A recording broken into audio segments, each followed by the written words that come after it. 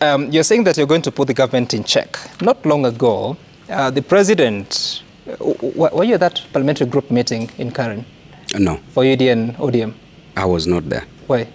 I was not there because when they were signing the agreement, I was not consulted. So I saw the need of not being consulted. And I had other important things and urgent things to attend to. Usually when ODM is taking a decision, they consult you? Of course, I'm a member of ODM. I'm a member of parliament in ODM. When a decision is being made, I must be consulted. Kenyans who are ODM members must be consulted. I thought there were meetings. Or they not? About? Consulting about working with the Kenya Kwanza. There were meetings, but who was called and who was not called? Did Tessie is called BABU kwa sababu. Is it BABU na sababu and BABU kwa sababu? That is the next governor of Nairobi County, as people normally say, that is going to defeat Johnson Sakaja. Whether he vies with the ODM ticket or not, he must defeat Sakaja. Babu Wino can surprise you. Babu Wino is saying that the meeting between ODM and UDA, he was not consulted. And I had a lot of people asking that. So, in fact, even Sam GITUKU was surprised. Sam GITUKU asked him that, okay, so it means that you're supposed to be consulted. As who? Now, welcome back, ladies and gentlemen, and thank you very much for your greatest support. Let me just quickly say something here before I give you a chance to listen to what happened yesterday night on Citizen TV. We didn't have the news gang, but we had got an interview between BABU WAMUCHOMBA, Karoli Omondi, WAMUCHOMBA, and Sam GITUKU, and a lot of things happened, which I would like you to listen to. I normally say that as a leader, you should learn to take your stand. And you know, majority of people normally hate others because they feel like, why is this person going against what the agreement? It is not going against the agreement, but having your own stand, understanding yourself, having your own stand, you know, your own perspective. You don't want to listen to, it's like, you know, you listen, but you know, sometimes you judge before you gauge yourself before doing what they want. You know, there's some people who normally force you to do what they want, but you try to look at this thing and no, this is not right. I can't do this. This is not who I am. This one should not be. Are you seeing? So I want you to listen to these conversations from the beginning up to the end, and then you tell me what to think at the comment section concerning BABU WAMUCHOMBA, WAMUCHOMBA, and Karoli Omondi's statement on Citizen TV. Watch this. In 2017, I saw you. That time you were under NASA.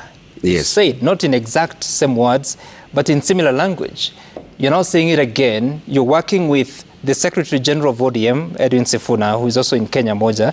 So what exactly is changing here? Whatever didn't work in 2017, we will reclaim now. Whatever we lost in the fire, we shall get it in the ashes. How so? As soon as possible. How will you do that? Through Kenya Moja revolutionary movement. So what is that? Because you come from ODM, she comes from UDA. I started by telling you very well that Kenya Moja movement is a movement of like-minded members of parliament. The role of a member of parliament is to keep checks and balances in the excesses of the executive. That is one of the roles that we are playing as an oversight role to the executive. Does ODM do that? ODM has been doing that. ODM was in opposition until it joined the broad-based government. But I told you that Baba himself said that you are allowed to speak to the excesses of the government, and he said it severally. So therefore, we will not keep quiet and watch Kenyans suffer. So we will not keep quiet and watch people being taxed because of the unaffordable houses. We will not keep quiet and see our brothers and sisters not going to school because of expensive education. So when you say that ODM does that, but when you list the like-minded MPs, you're not talking about ODM MPs. I don't know how many you are in Parliament. You're talking about a few, and WAMUCHOMBA here. So what has happened there? First of all, we are not a few. We are close to around 70 members of Parliament who are in Kenya Moja movement. Who are they? We can't mention them all, no, but we are over 70 members of Parliament. I've only seen yourself, WAMUCHOMBA, Senator Sifuna, Caleb Amisi, Anthony Kibagendi. Who am I missing?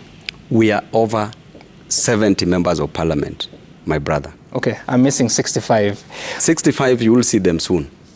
And I want to tell you that even if you go by the minority, with God makes a majority. But in Parliament, you just said, minority have their say, majority have their way. Because we are 349 members of Parliament, and we are close to around 70, which means that we are still the minority in Parliament, with the majority of Kenyans. I'm in Budget Committee and Public Investment Committee. And do you hold any leadership role there? No leadership role at all in any of those, but I want to tell you that Parliament has stopped being an independent body to being a dependent body, dependent on the executive. Everything that we do, we are just but a conveyor belt. On corruption, before we move from there, I want to register my disappointment that the president himself, who came out to start fighting corruption, purportedly came out to start fighting corruption, was inviting MCAs to State House to defend corruption of Nairobi County government. So you are left wondering what is happening. Sorry, MCAs were in State House? MCAs, UDA MCAs went to State House. When? Kenya Kwanza MCAs went to State House when Sakaja was going to be impeached. When was that? When were they at State House? 2 days ago. 2 days ago, they were in State House. Tuesday? At the command, yes. At the command, 2 days ago, only yesterday they were not. They were there twice. They went, and then after that, they went again. Twice, at the command of the party leader, who is the president, to defend corruption. And matter now being processed in the courts. I'm saying the same speed. We are not aware. The same speed. Sorry, let me just finish. We are not aware of a file of investigation completed by the SEC in regards to the Nairobi governor. Are you aware of it? You will not be aware of it because the governor is playing to the tune of the president. Therefore, anybody who befriends the president is saved from corruption. Anybody who is seen to be opposing the president is dealt with. So corruption is being weaponized. And it's also important here to say that the governor, there were reports that signatures have been collected to impeach him for various grounds. We don't have the motion, so really we cannot. Signatures were collected, MCAs talked, you aired that news, MCAs were talking. I'm just saying, we cannot authoritatively say that the governor is corrupt. That's what I'm trying to say. Now, I want you to take the Auditor General's report 2022-2023 and 2023-2024. You will see what is happening there. A tower of corruption. What is happening? Why are you behind the impeachment motion? Sorry? Do you have any hand in the impeachment motion? How could I be behind an impeachment motion that MCAs, over 90 MCAs, came out to sign? Okay. In that PG, I'm sure you saw the media coverage that Parliament was accused of extorting the executive, and members of Parliament are actually corrupt, according to the president. Does that reflect what you've seen in Parliament? Actually, Sam, I will tell you that corruption has been a problem in this country. And I must admit that corruption is not just a crime. It is violence. It is violence against the poor. It is violence against the dreams of Kenyans. And it is violence that is killing the future of this nation. Mm-hmm. The president came out publicly, said that members of Parliament are corrupt. And I want to say that he who comes to equity must come with clean hands. And the Bible says that woe unto you, the Pharisee, who cleans the outside of the cup, the outside of the plate, and leaves the inside of the cup full of corruption, full of abductions, full of death. Corruption must be cleaned right from the executive. When you look at the office of the president, on his right, you see grand corruption. Mm-hmm. You see corruption in SHA at the executive. When you look at his left, you see a graveyard of corruption, whereby you see that capitation does not reach the intended schools. Schools are being paid hewa, okay? Hewa paid to schools, or air. When you look in front of the president, you see a cemetery of corruption. You see the governor of Nairobi.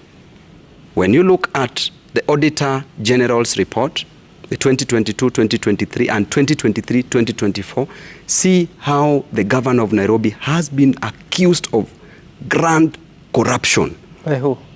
By the Auditor General. Things which have not been accounted for. Number one, the Dishina County project. Of, let me unaccounted for expenditure. Yes, is that corruption? Which is corruption, because it is unaccounted for. They've been unaccounted for. Number one, the money that was given by the French government, 140 million Kenya shillings, cannot be accounted for. Number two, the 5 shillings that parents are paying, amounting to a total of over 370 million in a year, unaccounted for. Number three, the money over 6 billion that is budgeted for the Dishina County is unaccounted for. That tells you that there is a problem. The 2022-2023 report, the Auditor General's report, was clearly saying how the trucks were bought at 27 million Kenya shillings, trucks that were supposed to be bought at between 7 to 12 million Kenya shillings, and there were over 25 trucks that were purchased. But Mheshimiwa Babu, I've asked your question. I'm coming to what you're talking about. Just hold it, because you see, you're talking about the Nairobi governor, Johnson Sakaja. I was telling you what surrounds the president, the principal person that talked about corruption in parliament. So, my question was, have you seen corruption in parliament? I can't deny that there is no corruption in Kenya, but I've not seen a member of parliament being given money. But the president should come out clearly and say, so and so in parliament is corrupt, and that person should be prosecuted. It sounds like, Mheshimiwa WAMUCHOMBA, that really parliament is not in, members of parliament are not in charge of parliament. Precisely. So then what? Why in parliament? You see, what my brother has explained as a senior member in the House, yeah. I think I can only maybe summarize and say, ideally, according to this constitution, the independence of parliament has been drowned by other forces and powers, to the extent that a certain bill will be dropped off the tray just because the presidency is interested in a certain bill. I'm a victim in this parliament. I carried forward a bill from previous parliament that was talking about this, providing for the elderly persons of Kenya. A very wonderful bill. It went through the first reading and every member of parliament was saying, you know, this is what we need for this country. But my bill coincided with that period when we needed to pass finance bill. And my bill was dropped unanimously through the whip of majority leader of my party so that we can remove the entry to put finance bill. In fact, I think we were 3 members of parliament who were affected. There were 3 critical bills. Private members bill. Mine, and I think there was the Honorable Arab Kipchumba. He had a very good bill. I can't remember the other one. There were 3. So you can see I have taken over 4 years. Previous parliament and 1 year in this parliament. And all the energy that I had put in a very good bill was put to the drain just because of the interest of the presidency and the executive of a finance bill. I have had a motion to debate about issues of violations of women's rights during childbirth. A very common violation that is happening in hospitals when women are delivering their babies. Some are losing babies, others are coerced into procedures without their consent. A very good motion. It has been on the order paper for the last 1 year. 1 year. But new motions come with very serious vigor, whipped by the political party whips. My motion is overrun by a motion to impeach Rigathi Gachagua in 2 weeks. A motion that is supposed to save 156 babies that are born every hour in Kenya. To safeguard the rights of those mothers and those infants is not important. Not because it's not important, but because the politically correct agenda of the day is not your motion. So sometimes I sit and wonder, I get very frustrated as a member of parliament, and I wonder, what did I come to do in this parliament? If as a woman member of parliament, I cannot have a motion discussed concerning the women I represent. And there's no avenue of airing these grievances? I have asked the speaker many times, what happened to my motion? I'm told, oh, the House Business Committee, what he is explaining, is going to discuss and slot your motion. Then in 2 days, my motion moves up. You know, we number them in priority.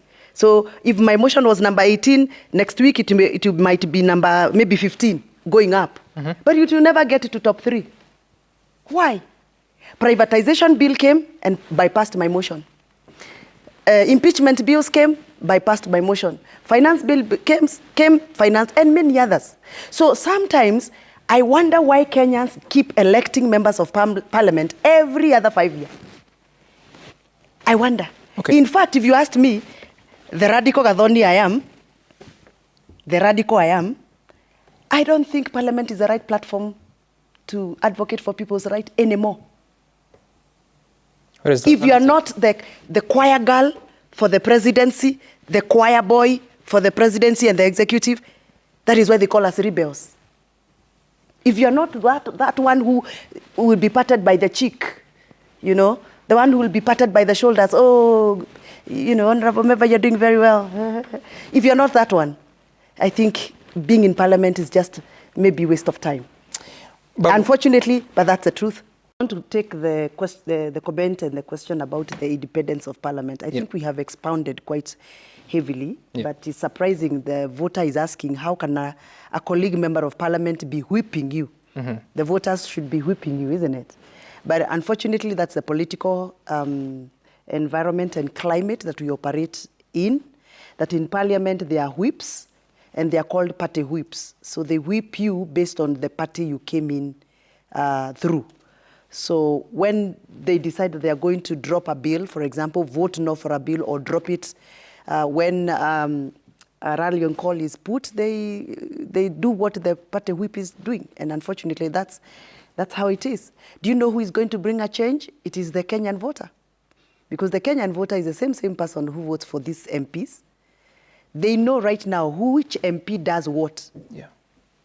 To the benefit of the voter or to the benefit of their own selves. But unfortunately, come 2027, in fact, it's not going to be 2027, 2026, next year. The signs of politics of the bus, politics of the plate are clear. Right now, what's happening in State House is the politics of the plate and the politics of the bus. Voters are being bundled into buses. And all they do when they go to State House, it is the plate business. They eat. They eat from the plate to the mouth, and they also eat into their pockets. So when they come back to the villages, all they're talking about it is, oh, our president, oh, two-term. And the same person who is saying two-term has no medication services in the village, has not been able to take their kids to school. Right now, I'm sure you know that the capitation money is not available for our secondary schools.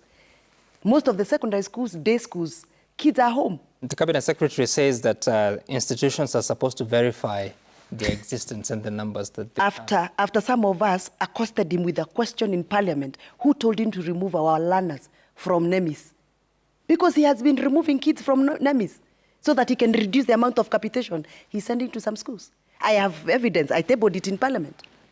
So I think in as much as we are trying to answer people's questions, they should understand where we are operating from. And the only people who will salvage this country. By the way, the most important thing for voters is not about which president you're going to vote. Yes. In fact, what Kenyans should be thinking about, which quality of a member of parliament and senator are you going to vote for? Because senators and parliamentarians can actually change the presidency. We, Kenya Moja, we are advocating for the right quality of parliamentarians and senators. Because if we have a good parliament, the president has to toe the line.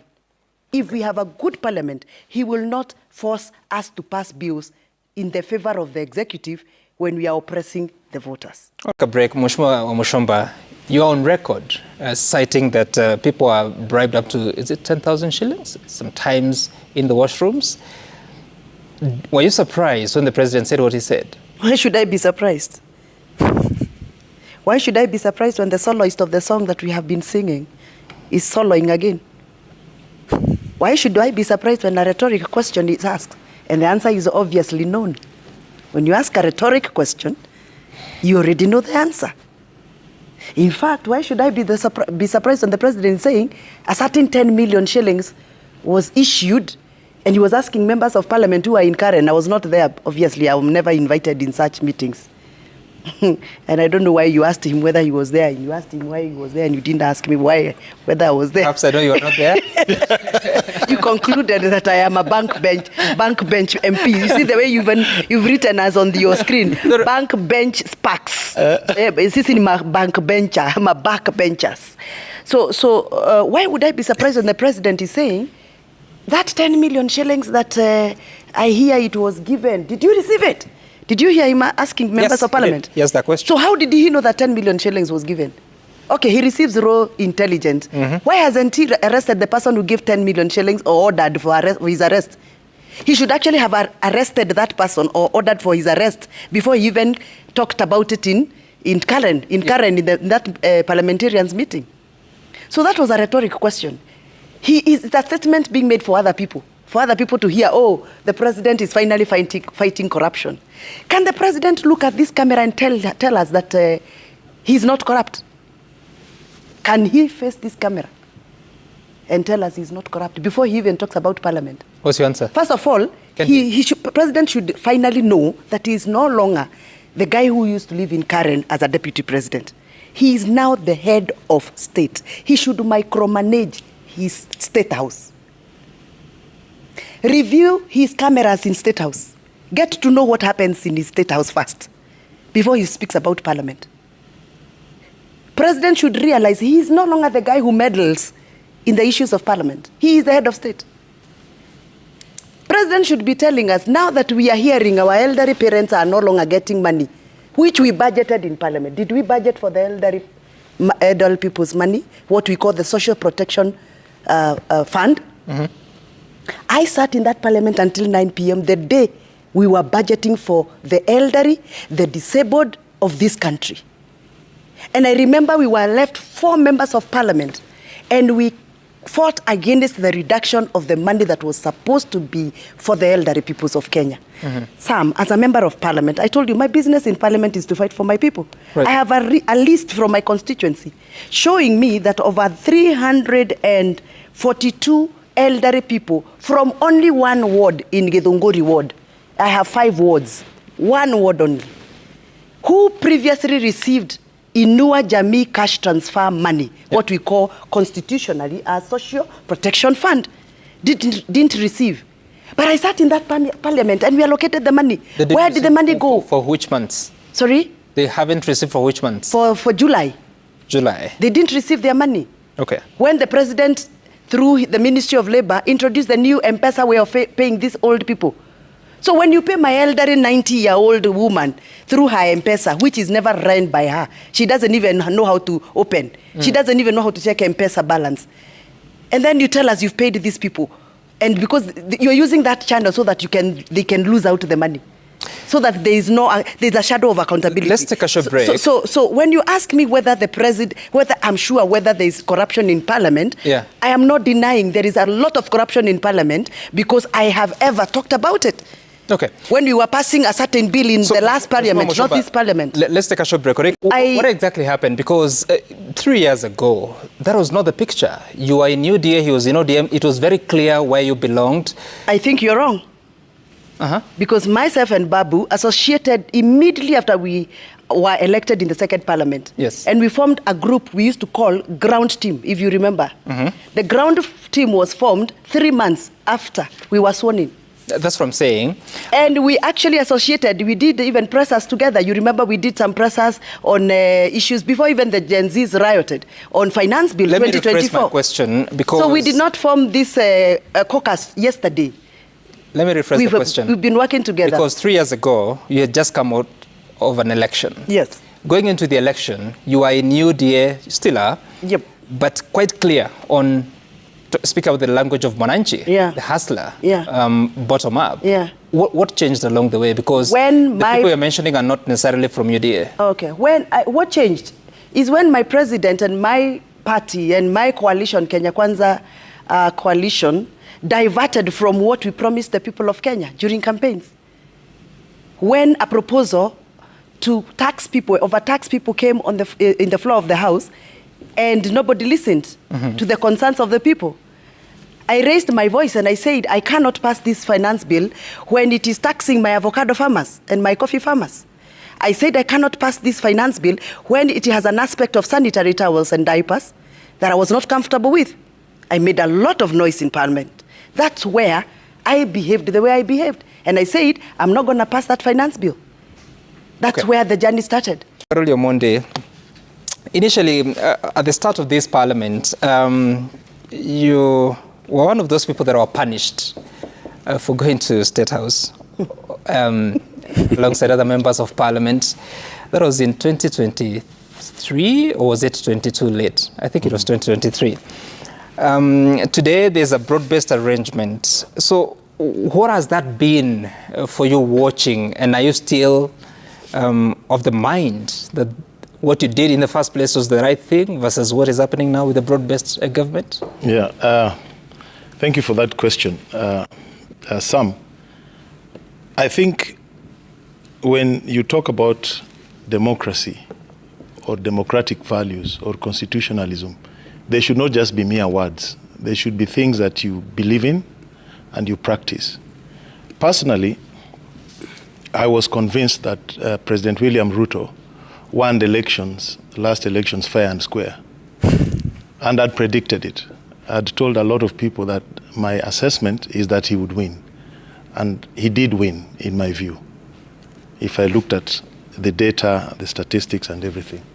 So when I came to Parliament, it was my constitutional duty to acknowledge the fact that there was a victor in those elections. So I think I'm the only ODM MP who went for a swearing in. And I didn't hide.